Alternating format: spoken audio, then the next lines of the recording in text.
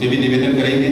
तो मैं अभी चाहूंगा CS भंडारी साहब से, जो भारतीय बौद्ध महासभा के अध्यक्ष हैं, आप संक्षिप्त में सिर्फ 2 मिनट के लिए आप अपनी बात रखेंगे, प्लीज 2 मिनट के लिए, प्लीज। CS भंडारी साहब प्लीज।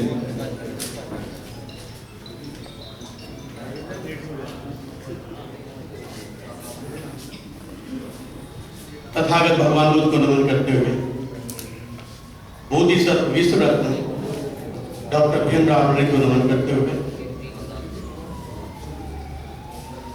जन्मोत्सव डॉक्टर BR अम्बेडकर जन्मोत्सव कमेटी के सभी पदाधिकारियों को मेरा जय भीम नमो बुद्धाय और सभी साथियों को जय भीम नमो बुद्धाय। सबसे पहले तो मैं आपको 2 बात बताना चाहूँगा। एक, सबसे पहले जो बाबा साहब के बारे में नारे लगाते हैं उसमें थोड़ा सुधार करें, क्योंकि बाबा साहब अमर रहेंगे नहीं, बाबा साहब अमर हैं।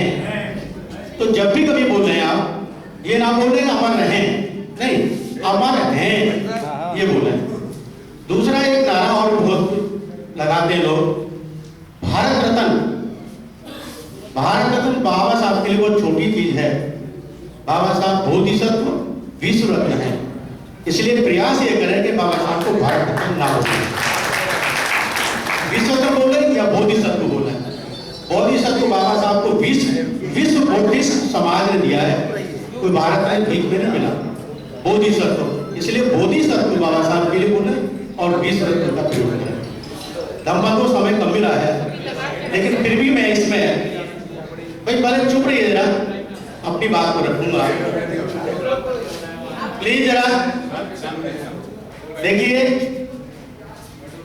सन 2014 से पहले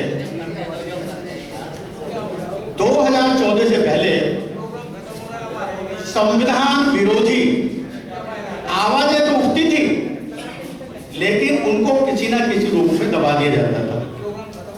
आज सन 2014 के बाद हमारी जो राजनीतिक सत्ता है उसमें संविधान के पन्ने को फाड़ा जाता है, संविधान के पन्ने को जलाया जाता है, और ये सरकार उनको सजा नहीं दिला पाती, वो सारे खुलेआम घूमते हैं। एक तरफ जो शंकराचार्य हैं, ये सारे लोग कहते हैं कि हम तो संविधान को मानते ही नहीं है, हम तो मनोविधान को मानते हैं। उनके ऊपर आज तक सरकारी तौर पर कोई टिप्पणी नहीं की जाती, ये सबसे बड़ी बात है। और अभी देखिए इतने सारे कांड हो रहे हैं, हमारे को राजनीतिक नेता भी बड़े से बड़े जो बैठे हैं इसमें संसद में, कोई भी आदमी बोलने को तैयार नहीं है, उसे खिलाफ कोई नहीं बोलता।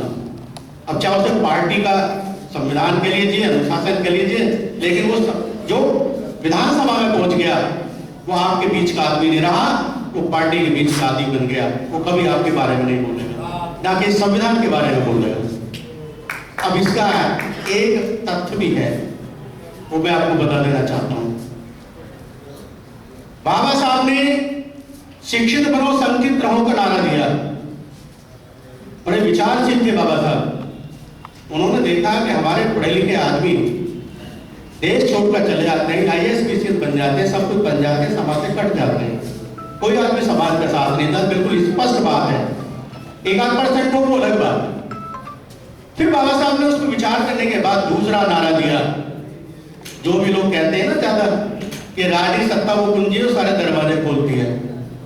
बाबा साहब ने इसमें भी विश्वास नहीं किया। क्यों विश्वास नहीं किया?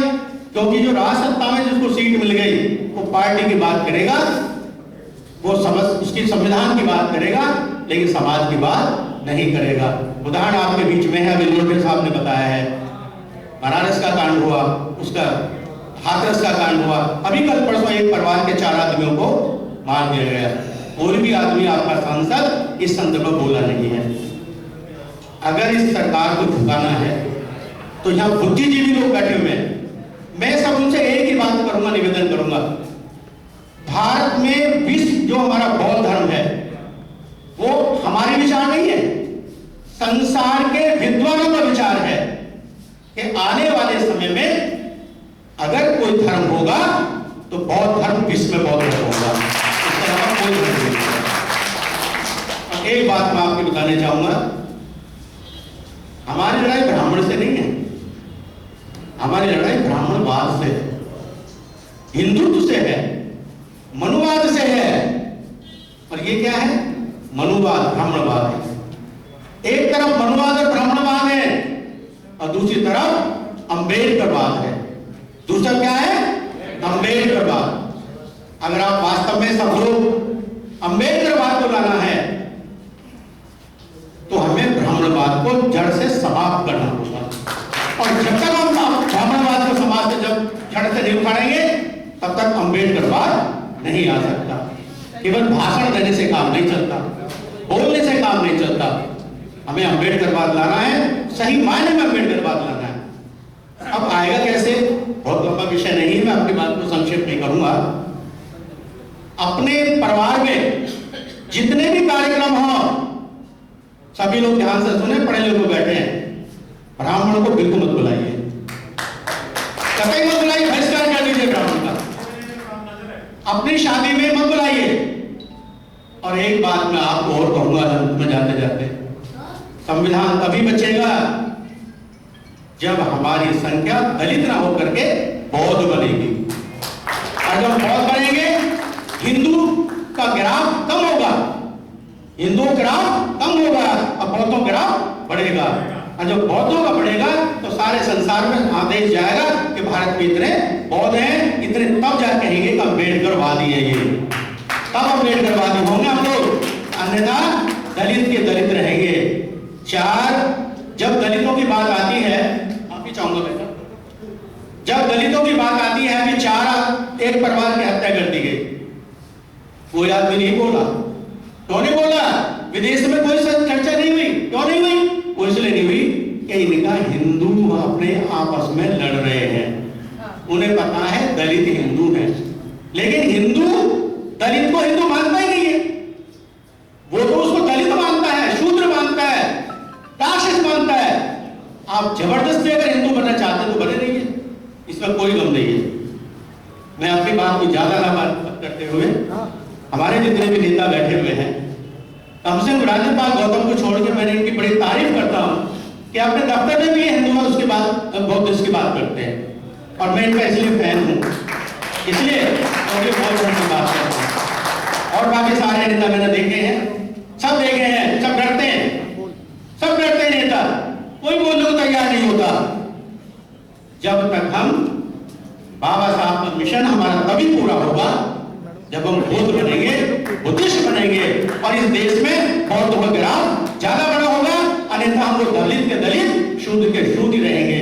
इनके अलावा मैं और कुछ नहीं कहना चाहूंगा, बस निवेदन करूंगा कि अगर सरकार जनगणना करा देती है, पहली बात तो मुझे लग रही नहीं जनगणना कराएगी, और आज एक गांठ बांध लो बिल्कुल अपने कब्जे से, संविधान बचेगा, 100% बचेगा संविधान, अगर आप जनगणना में अपने को बौद्ध लिखाएंगे। अगर बौद्ध लिखाएंगे तो आपका ग्राफ बढ़ेगा, आरक्षण बचेगा, आरक्षण ही बचेगा और संविधान ही बचेगा। केवल दलित रहते हुए, इनके त्योहार मनाते हुए आप कुछ नहीं कर सकते। आप नीले से बिल्कुल कुछ नहीं कर सकते, बिल्कुल इसके बाद। अभी ये गोष्ठी मैं आपको बहुत बहुत बधाई देता हूं कि कम से कम आपने ये गोष्ठी की। अभी हमारी भारतीय बौद्ध महासभा ने कल 2 गोष्ठी की हैं और आप भी अपने अपने इलाके में संविधान संबंधित, आरक्षण संबंधित गोष्ठी करें। चाहे 10 आदमी आए कोई बात नहीं, 20 आए कोई बात नहीं, लेकिन आप संविधान बचाओ, आरक्षण बचाओ का जो संकेत है, नारा है, ये अपने पूरे देश में दें, अपने पूरे समाज में दें। जब आप ये नारा देंगे तभी आपका उद्धार हो सकेगा, वरना आप दलित के दलित हैं, आपका उद्धार नहीं हो सकता। इन्हीं शब्दों के साथ जय भीम, जय भारत।